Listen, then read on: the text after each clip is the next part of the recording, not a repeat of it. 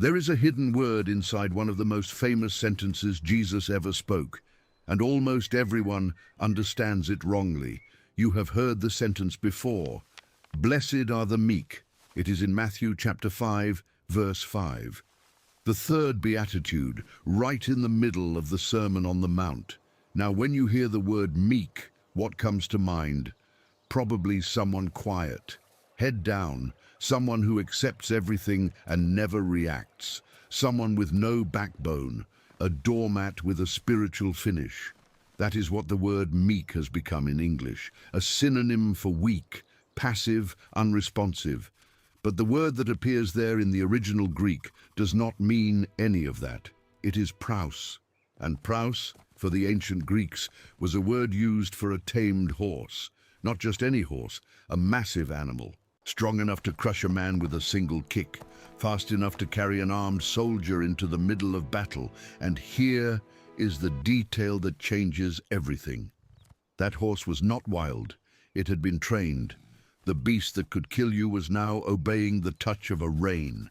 That is the image often used when people study this word, the tamed horse, full strength, under full control. And the obvious question is this: is that really true? Or is it just a preacher's nice story? Let's take it piece by piece, because the answer is more interesting than the legend. The word praus in classical Greek, centuries before Jesus was born, was already used in many different situations, and all of them have one thing in common, just one. Pay attention to it as we go. The Greeks used praus for medicine, not the harsh medicine that burns and wounds as it enters, the gentle medicine, the kind that calms, that heals without harming. They used praus for wind, not the gale that rips off roofs and knocks down trees. The breeze, the gentle wind that touches your face and makes you grateful. They used praus for a voice, not a shout, a calm, gentle word that settles someone who is agitated. And yes, they used praus for animals. A Greek writer named Xenophon, about 365 years before Christ, used this word when speaking precisely about how to calm a nervous horse, to gentle an agitated animal until it became manageable, trustworthy, ready to be ridden. Now look at the thread that ties all of this together: medicine, breeze, voice, horse.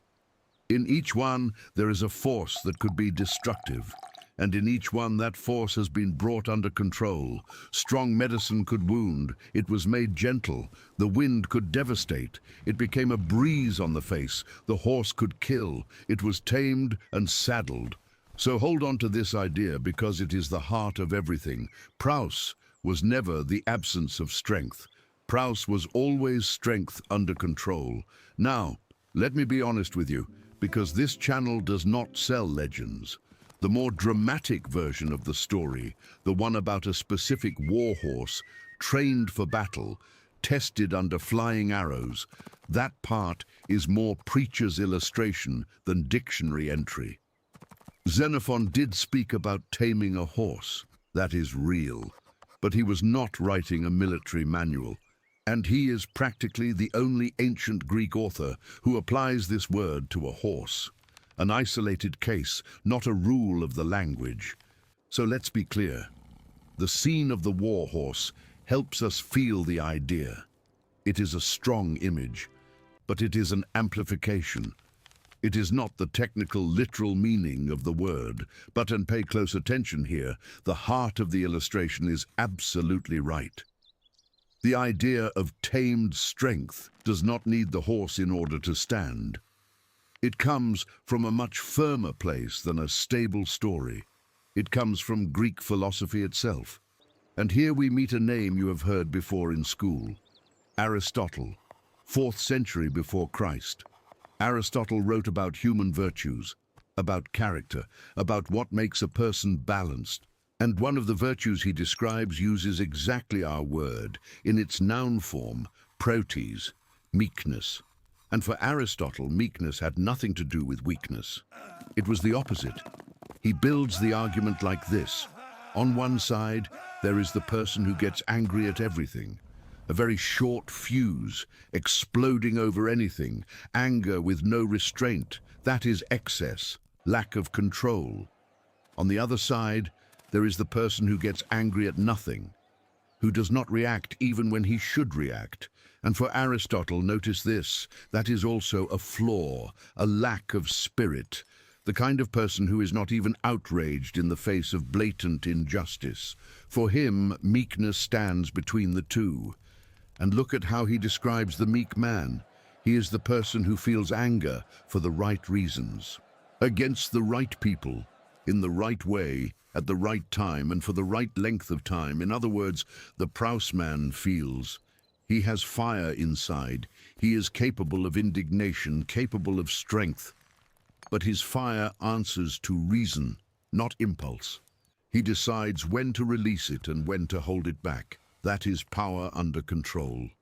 It is not the horse that was born weak and cannot run. It is the horse with full strength in its muscles, obeying the rider. So notice the size of the confusion living inside a single word. We read meek and think weak, but the original points in the opposite direction. To be meek is not to have no strength. It is to have strength and govern it. It is not the man who cannot strike back. It is the man who could strike back and chooses the moment, or chooses not to strike back at all, and that choice is his, not the result of helplessness. It is not cowardice. It is not apathy. It is not the spineless person who swallows everything in silence because he is afraid. It is power with a rein. Think of a wild animal and that same animal after it has been tamed. Both have the same muscles, the same raw strength in the body. The difference between them is not the amount of strength. The difference is who is in command of it. The wild horse serves itself in its own panic. The tamed horse serves the rider. Same strength, different masters. And that is exactly the image the word carries into the beatitude. But there is a layer here that many people miss, and without it, meekness can be understood completely wrongly. If meekness were only self-control, it would be willpower. It would be you gritting your teeth, counting to 10, holding back your anger by sheer force. And when willpower ran out, meekness would run out with it. But that is not what the New Testament says. In Galatians chapter 5, verse 23, the Apostle Paul gives a list of what he calls the fruit of the Spirit. Love, joy, peace, patience, and there in the middle of the list, gentleness. The same word, praiotes. Pause on that word. Fruit, not muscle, not the trophy of whoever trained his discipline the most. Fruit is something that grows from within, slowly, from a life connected to the right source. In other words, the horse does not tame itself. There is always a rider. And in Paul's reading, the rider who tames that strength deep inside the person is not the person gritting his teeth. It is the Spirit of God. In the end, meekness is less about you becoming strong and more about you handing the reins to the one who knows how to lead. Now let me show you how rare and how weighty this word is inside the Bible. The adjective prouse, exactly as it appears in blessed are the meek, appears only 4 times in the entire New Testament. 4 times in thousands of verses. The noun form, praiotes, meekness as a state of the soul, appears about 11 times, most of them in Paul's letters. Together, it is only a handful of occurrences, a rare word, a carefully chosen word. And what do these 4 appearances of the adjective have in common? Because their pattern completely changes the way we read the third beatitude.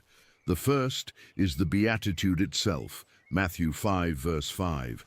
The second is in Matthew chapter 11, verse 29. And this one stops everything, because it is the only place in the whole Bible where Jesus describes himself with an adjective, just one. In all the Gospels, it is the only time he pauses and says what he is, with a character adjective. He does not say, I am powerful. He does not say, I am imposing. He does not say, I am fearsome. He says, learn from me, for I am gentle and lowly in heart. Prouse. The word of tame strength he applies to himself. And think about who is saying this. The same man who calmed a storm by giving an order to the wind, who entered the temple and drove out the money changers with a whip in his hand, overturning tables onto the floor, who faced religious authority, the Roman governor, and death itself without taking a step back. This man, with that record, describes himself as meek. If meek meant weak, it would be the last word in the world that would fit him. But meek means power, under control. And suddenly it fits perfectly, the greatest strength that ever walked the earth, under the most perfect control. The third appearance is in 1 Peter chapter 3, verse 4. Peter speaks of what he calls the hidden person of the heart, what you are within, away from human eyes.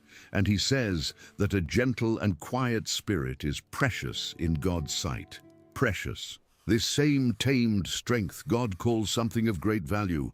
And the fourth appearance of this word I am going to hold back, on purpose, because it is by far the most surprising of the four. It is where the word meek is connected, inside the New Testament itself, to a specific scene and a specific animal.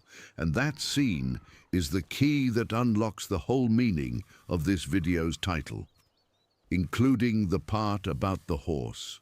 We will get there, and when we do, you will understand why I held it back. But before we arrive at that fourth scene, there is a clue we cannot skip.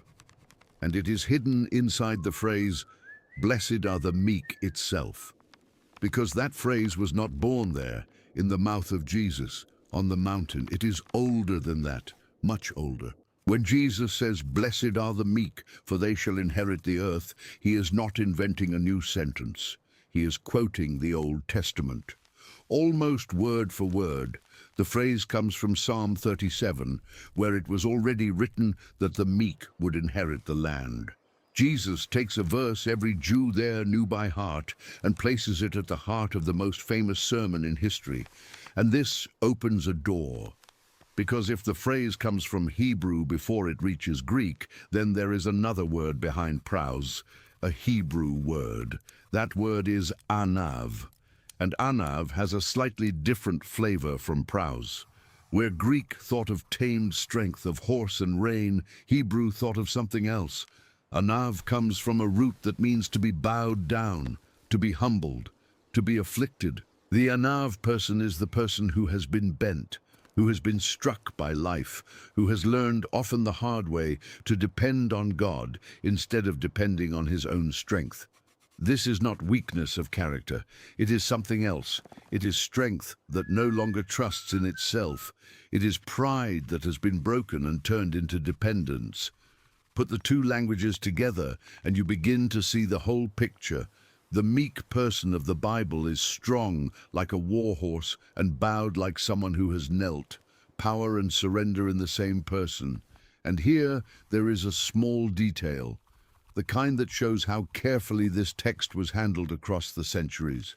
There are ancient manuscripts of the Gospel of Matthew that even change the order of the beatitudes, placing the meek before those who mourn. Some of the earliest Christians read it in exactly that order.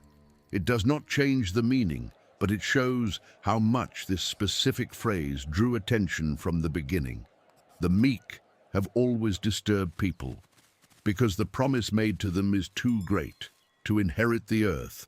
Now, with these two languages in hand, the Greek praus and the Hebrew anav, we can go looking for the person, because the Bible does not leave the concept of meekness in the abstract. It points a finger. It says, at one specific moment, that there was a man who was the meekest of all men on the face of the earth, not one of the meekest. The meekest. And you know this man's name. It is in Numbers, chapter 12, verse 3. And the sentence is strong. Now the man Moses was very meek, more than all people who were on the face of the earth. More than all. It is an absolute superlative, with no competitor. And what makes this sentence chilling is not only the praise, it is the exact moment when it appears. Because the Bible does not call Moses the meekest of men on a day of glory on the top of the mountain, with the people applauding. It places that sentence right in the middle of a scene where Moses is being attacked, betrayed, spoken against behind his back by the two people who should have been at his side. And what Moses does in the middle of that attack, with all the power in his hands to strike back, is the living definition of the word we have been unpacking all this time. Hold on to the image of this man, because the meekness of Moses will explain the meekness of Jesus, and the meekness of Jesus will explain why the King of the universe, on the most important day of his life, made a point of refusing the war horse and choosing the humblest animal there was.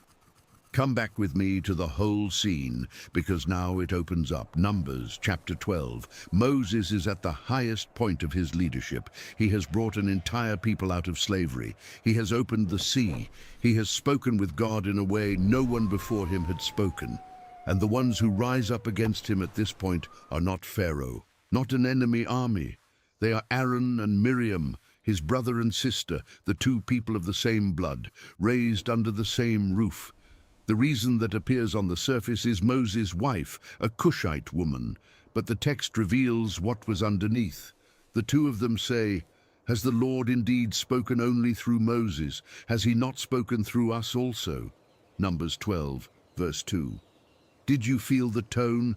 This is not about marriage. It is about power. It is envy of authority dressed up as religious zeal. The two of them wanted his place. And right in the middle of that stab in the back, the narrator stops everything to insert the sentence. Now the man Moses was very meek, more than all people who were on the face of the earth. Numbers 12, verse 3. The sentence is not born in a parade of glory. It is born in a scene of humiliation, and that is on purpose, because now comes the test. And the test is the only thing that proves whether meekness is real or just a beautiful word. Look at the power that falls into Moses' hands in the following verses. God hears the complaint of the two. God himself comes down in the pillar of cloud. God himself calls Aaron and Miriam out and rebukes them to their faces, saying that with Moses he speaks mouth to mouth and not in riddles. Numbers 12, verses 6 through 8. In other words, Moses does not even need to open his mouth to defend himself. God himself takes up his defense. And when the cloud moves away, Miriam is leprous, white as snow. The punishment has fallen. Now hold your breath and imagine what Moses could have done here. The sister who conspired against him has just been struck by God. He could have crossed his arms. He could have let justice run its course. At the very least, he could have stayed silent and watched. No one would have blamed him. Do you know what Moses does? He cries out for her, the shortest and barest prayer in the entire book. Oh God, please heal her, please. Numbers 12, verse 13. 7 words for the woman who, 7 verses earlier, wanted his position. There is meekness, leaving the dictionary and becoming flesh. The man had all the strength on his side. He had God as his advocate. He had the right to strike back handed to him on a platter. And what does he use all that power for? To intercede for the enemy. The strength was there, whole and complete. But the rein was in the right hand. This is the tamed warhorse walking inside a real story. It is not the weak man who cannot strike back. It is the strong man who chooses mercy when he has every reason to choose revenge. And hold on to this portrait of Moses crying out for his sister, because it is only the rehearsal, the shadow, the greater figure, the one Moses was only pointing toward from far away, was still to come. Because remember, I owe you a word. The 4th time praus, the adjective meek, appears in the New Testament. I held it back on purpose all this time. Now the moment has come. The 4th appearance is in Matthew chapter 21, verse 5. And the setting is the day Christian tradition calls Palm Sunday, the entry of Jesus into Jerusalem in the week of the cross. The whole city is boiling. The people spread their cloaks on the road, cut branches from the trees, and cry out, Hosanna. It is the arrival of a king. And to explain the scene, the gospel draws from a prophecy centuries old and says that all of this happened to fulfill what had been spoken. Say to the daughter of Zion, "Behold, your king is coming to you, humble and mounted on a donkey, on a colt, the foal of a beast of burden." Matthew 21, verse 5. Did you find the word there in the middle? Humble, praus. For the fourth and final time. And look where it lands, at the exact instant when Jesus is proclaimed king. The word of tamed strength is woven right into the moment of public coronation. And that sentence is not new. It comes from the prophet Zechariah, chapter 9, verse 9, written centuries before that Sunday. "Rejoice greatly, O daughter of Zion. Behold, your king is coming to you. Righteous and having salvation is he, humble and mounted on a donkey." Now bring together the two ends of this video's title. We have spent all this time saying that meek praus is the word of tamed strength, of the war horse that obeys the rein. And what animal does the meek king choose to ride on his most important day? Not the horse, the donkey. And this is not a small detail. It is the loudest thing in the scene for anyone who lived in that world. Let me put you inside that ancient way of thinking, because the impact is often lost on us. In the first century, everyone knew what each mount meant. A king returning from conquest, a general who had crushed the enemy, that man entered the city mounted on a war horse, or in a chariot pulled by horses. The horse was the symbol of military power. It was the battle tank of that age. A horse entering the city meant power, dominion, victory by the sword. The donkey was the exact opposite, an animal of peace, a beast of burden, of work, of ordinary people. A king who arrived mounted on a donkey was not coming for war, he was coming in peace. The choice of animal was already an entire speech before the king ever opened his mouth. And that code had already been planted long before in the Old Testament. When Solomon is about to be anointed king, David commands that his son be placed on the king's own mule and brought down to the spring. 1 Kings chapter 1, verse 33. A king ascending the throne on a humble mount. The pattern already existed, and the people knew it. So when Jesus sends two disciples to bring a tied colt, Matthew 21, verse 2, he is not improvising transportation. He is directing every detail of the scene. He is saying, without needing to speak, what kind of king he is. A king with all the authority of heaven, entering the capital and choosing the Mount of Peace instead of the Mount of Conquest. And look at the hidden beauty in Zechariah's prophecy. In the verse, right after the one the Gospel quotes, Zechariah 9, verse 10, God says what he will do when this king arrives. He will cut off the chariot from Ephraim and the war horse from Jerusalem. He will cut off the battle bow, and he will speak peace to the nations, and the weight of this is hard to exaggerate. In the same prophecy where the king comes meek on the donkey, the war horse is literally cut off, removed. The mount of violence disappears, and the mount of peace enters. Scripture itself places the war horse and the meek king side by side, precisely to show that one takes the place of the other. And here the title closes the circle in a way you may not have expected. We began by asking whether the story of the tamed warhorse was true or just a preacher's legend. And I was honest. The specific scene of the horse trained for battle is an amplification, not a dictionary entry. But I said the heart of it was absolutely right. Now you can see why. Jesus does not ride the war horse, and it is not because he did not have one. It is not because he lacked strength. It is the opposite. A few days after this entry, already arrested with soldiers surrounding him, Jesus says a sentence that sends a chill through the soul. He says that he could, at that very moment, appeal to the Father, and the Father would at once send him more than 12 legions of angels. Matthew 26, verse 53. 12 legions, a heavenly army, ready, waiting for a single word. In other words, the war horse was available the whole time. The power to destroy was right there on the tip of his tongue. And what does Jesus do with all that power? The same thing Moses did before his leprous sister. He holds the rein, he chooses the donkey, he chooses the cross. This is praus in the purest form that ever walked the earth. Not the absence of strength, because it was never that. It is the greatest strength in the universe, with the firmest hand in the universe holding the rein. The war horse that could have set Jerusalem on fire in an instant, quietly carrying the king on a donkey's colt toward his own death.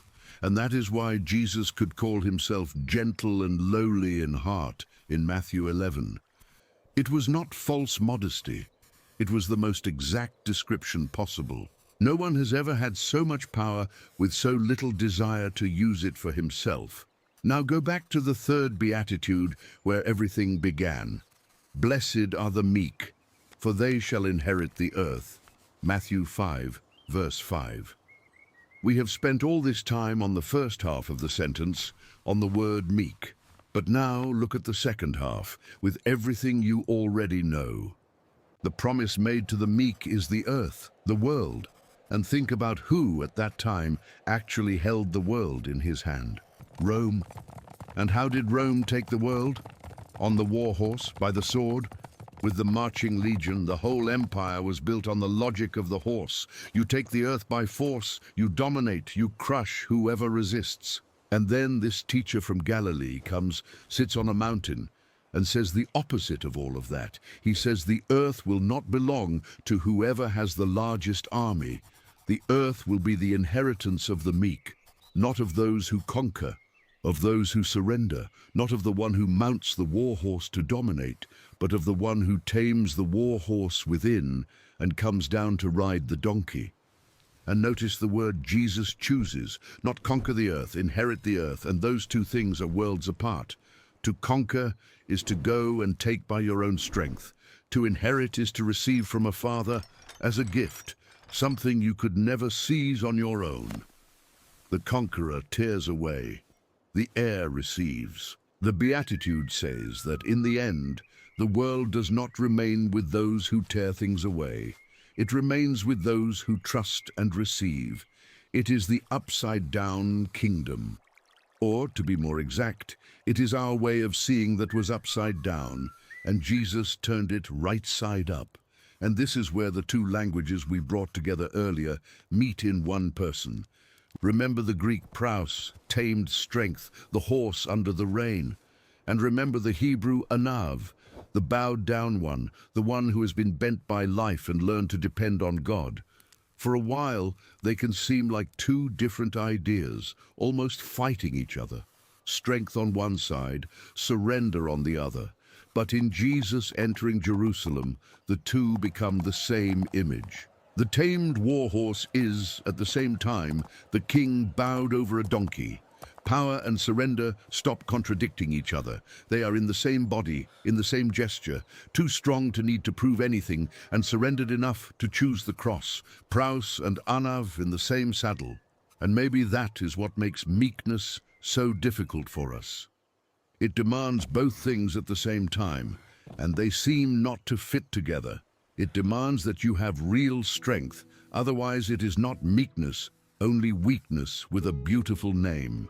And it demands that you not turn that strength inward, toward your own whims, otherwise it is not meekness either, only ordinary power again. The meek person lives on that narrow line, strong enough to strike back, surrendered enough not to. And at no point, pay close attention, is this an invitation to become a doormat. The text is not asking you to lower your head and let people trample you. Moses was not a doormat. He faced Pharaoh to his face. Jesus was not a doormat. He overturned the tables in the temple. The meekness of both had teeth. What it did not have was selfishness when it came time to use those teeth. The strength existed whole and complete. It simply no longer served its own owner. It had passed into another hand. And when you put it all together, The third beatitude stops being that mild, quiet little verse we imagined.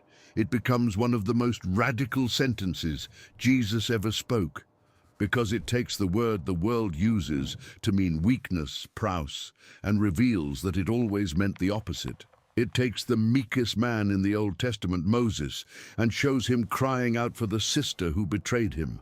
It takes the king of the universe and places him on a donkey's colt, refusing the war horse that 12 legions of angels were ready to bring. And in the end, it takes the whole world, this earth that empires fight over at the edge of the sword, and gives it as an inheritance precisely to those who laid the sword down. Meekness, in the end, is the answer to one question. When you have power in your hand, and one day you will, at home, at work, with someone weaker than you, whose power will it be? Will it serve you, like the wild horse that answers only to its own panic? Or will it be tamed with the rein in a hand greater than yours? That is the question living inside a single word, a word we thought was about being weak, when all along it was about the strongest thing that exists, full strength under full control. If this video showed you something in this word that you had never seen before, send it to someone who would also enjoy discovering it. Leave your like and subscribe to the channel if you are not subscribed yet. And I will see you in the next one.